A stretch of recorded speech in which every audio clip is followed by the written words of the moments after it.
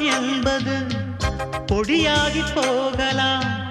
பொன்னாரமே நம் காதல் பூலோகம் தாண்டி வாழலாம். ஆகாயம் என்பது இல்லாமல் போகலாம்.